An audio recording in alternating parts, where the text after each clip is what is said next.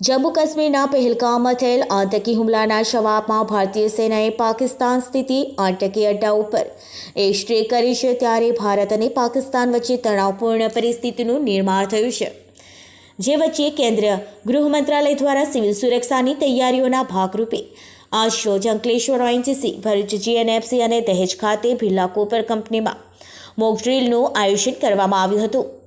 જાહેર સુરક્ષા સુનિશ્ચિત કરવાના હેતુસર યોજાયેલ મોક ડ્રીલમાં વહીવટીતંત્ર તેમજ પોલીસના અધિકારીઓ જોડાયા હતા।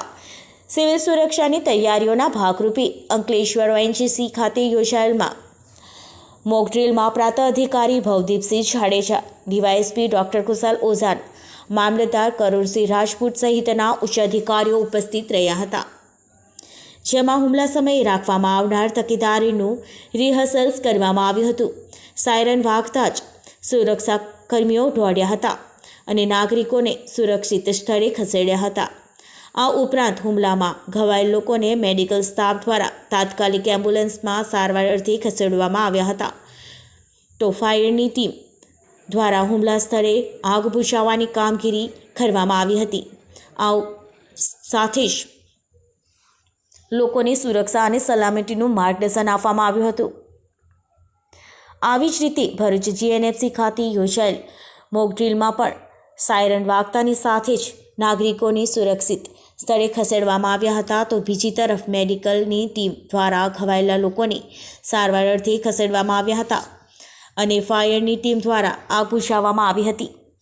જિલ્લા કલેક્ટર ગૌરાંગ મકવાણાએ ડિઝાસ્ટર મેનેજમેન્ટ સેન્ટર ખાતેથી સમગ્ર જિલ્લાની પરિસ્થિતિનો ચિતાર મેળવ્યો હતો।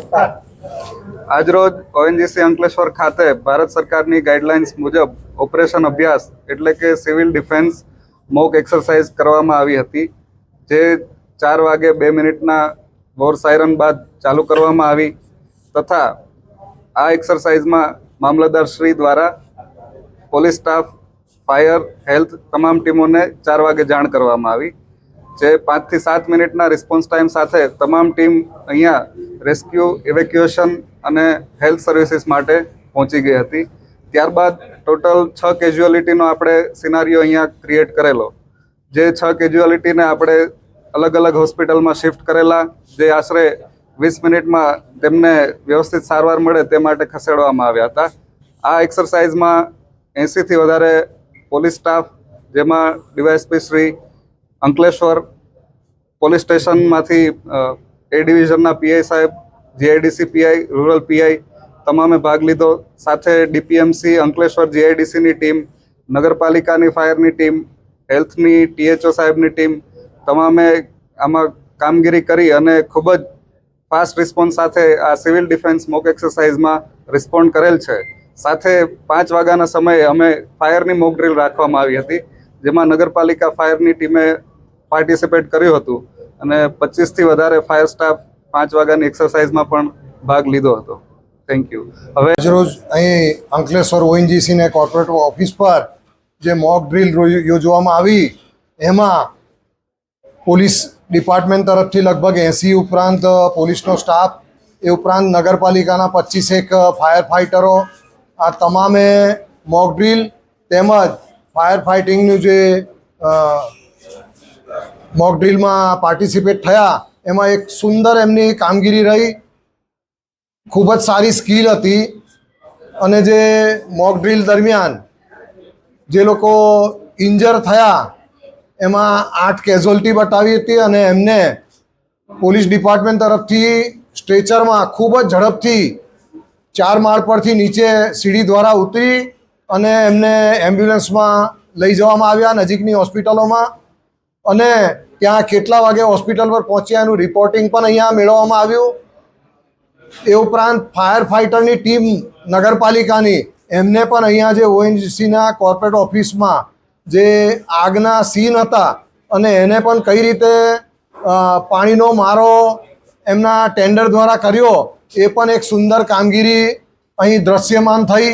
ખૂબ જ સારી સંખ્યામાં લોકોએ આ મોક ડ્રીલની જે કંઈ સિસ્ટમ હતી એ જોઈ, પ્રત્યક્ષ નિહાળવાનું બધાને આ એક અવકાશ મળ્યો। સુંદર કામગીરી આજે અહીં મોક ડ્રીલની એસડીએમ અંકલેશ્વર તેમજ ડીવાયએસપી અંકલેશ્વર અને ઓએનજીસીના જે કોર્પોરેટ બિલ્ડિંગના હેડ મામલતદાર શ્રી અંકલેશ્વર આ બધાની ઉપસ્થિતિમાં યોજવામાં આવી હતી. સાહેબ, ઓપરેશન સિંદૂર વિશે ભરૂચવાસીઓ માટે કોઈ સંદેશ? ભરૂચવાસીઓ માટે એ સંદેશ છે કે જે સારા 7 થી સારા 8નો છે બ્લેકઆઉટનો, એનું સારી રીતે નાગરિકો, કંપનીઓના કર્મચારીઓ, મોલ, થિયેટર આ તમામ લોકો એનું સારી રીતે પાલન કરે અને મોબાઈલ પણ ધારો કે વાપરતા હોય તો મોબાઈલની પણ ટોર્ચ ઓન ના કરે અને ઘરમાં ઇન્વર્ટર હોય તો ઇન્વર્ટરને પણ ઓપન ના કરે, એ રીતનું સંપૂર્ણ બ્લેકઆઉટનું પાલન કરે એવી નમ્ર વિનંતી છે.